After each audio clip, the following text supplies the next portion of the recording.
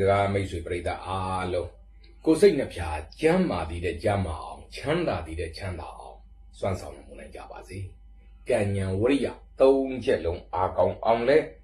ကြိုးပမ်းတော်မူနိုင်ကြပါစေလို့လိုက်လဲမေတ္တာပို့သလိုက်ပါတယ်ခင်ဗျာရွက်ဝါကြွေမြေလူးလို့ရွက်တဲ့ရွက်ဖူးတွေတဝေနဲ့လောကဓာတ်ကြီးတစ်ခွန်းလုံးစီပင်သားရဖို့အတွက်အားသစ်လောင်းနေတော့2026ခုအေးပြီလအတွက်တလစာရွှေစကားငွေစကားဟောကြားချက်များဖြစ်ပါတယ်ခင်ဗျာရှေးဥစွာကျွန်တော်မိတ်ဆွေများအတွက်လက်ဆောင်လေးတစ်ခုပါကြပါတယ်ဒီတလမှာတော့ဂမ်ဘီယာလက်ဆောင်မှုပဲနဲ့ယာဒီစာလက်ဆောင်လေးပေါ့နော်ကျွန်တော်တို့စီမှာအပူရှိန်အပြင်းဆုံးအချိန်ကာလကိုကျွန်တော်တို့ဖြတ်သန်းနေကြရတာအနေနဲ့အများအပူတောင်ခံစားကြရတာပဲပေါ့နော်အဲ့တော့ဒီလိုရာသီဥတုမျိုးမှာလေရေချိုးမှားတယ်လို့ဆိုတာမျိုးတွေဖြစ်တတ်တယ်အေယာကွန်အခန်းထဲကနေပြီးတော့အပြင်ရုပ်တရက်ထွက်လိုက်ပြီးဘာဖြစ်တယ်လို့နေကင်းဘယ်အချိန်မှာရေချိုးလိုက်လို့ဘာဖြစ်တယ်လို့ဟာကားစီးနေကားမောင်းနေနဲ့ပူလုံးလုံးမခံနိုင်လို့မလို့လက်ကင်မော်လေးရေစွတ်ပြီးတော့ကုတ်ပေါ်တင်ထားတာဘာဖြစ်သွားတယ်လို့ဆိုတော့အတန်နေခုနာဒီနာဆိုသလိုကြားလေးရှိတဲ့ຢာသေးပေါ့ကျွန်တော်တို့မြေလက်ဘက်ပေါ့နော်အပူပိုင်းဘက်တွေမှာဆိုလဲမြစ်ပေးချောင်းပေးတွေပေါ့အထူးသဖြင့်မြစ်ပေးတွေမှာဆိုရင်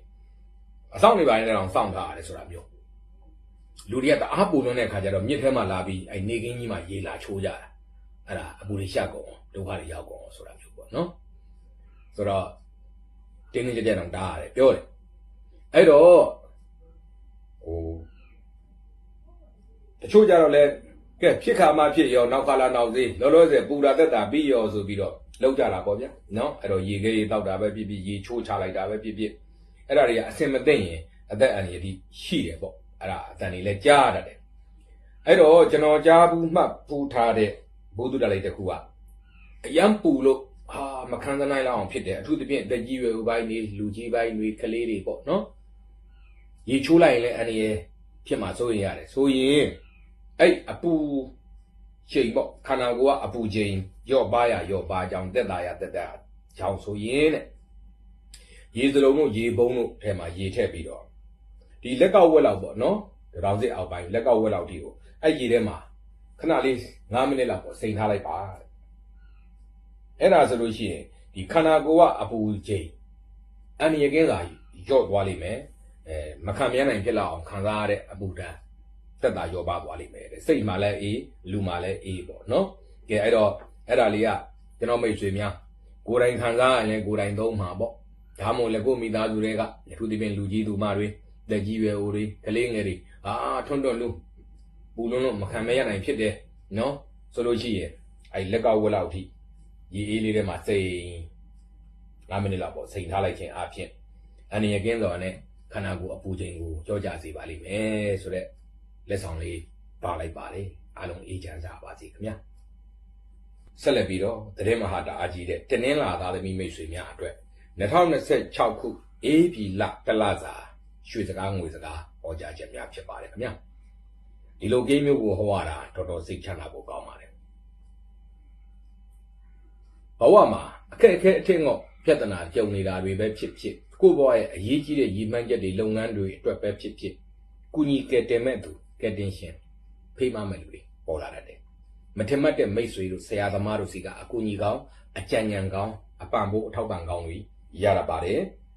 ထီပေါက်မဲပေါက်စုရရာတို့တိုးတယ်လို့အမွေရတယ်လို့ကန်ထူးတတ်တယ်ကဲကညမာရွှေမိုးငွေမိုးကတော့ရွာနေပြီကိုယ့်ဘက်ကအရမီစူးစမ်းဖို့ပါပဲအဲ့ဒါပေတဲ့ဆရာပြောတိုင်းဟာချက်လောင်းဆိုပြီးတော့မဖြစ်ဘူးပေါ့ကိုယ့်ဘက်ကစူးစမ်းရရှိတာတော့စူးစမ်းနေရမှာပေါ့နော်အဲ့တော့ဒီလိုကိန်းမျိုးမှာမိတ်ဆွေကောင်းဆရာကောင်းတွေတိုးတတ်တယ်ပညာရေးနဲ့ပတ်သက်တဲ့ရည်ရွယ်ချက်အစီအစဉ်တွေအဝေးတို့ပြပတို့နဲ့ပတ်သက်တဲ့ခရီးပဲဖြစ်ဘိုးပညာသင်ခရီးအလုပ်ကိစ္စခရီးပဲဖြစ်အဲ့ဒီလိုကိစ္စတွေကောင်းတယ်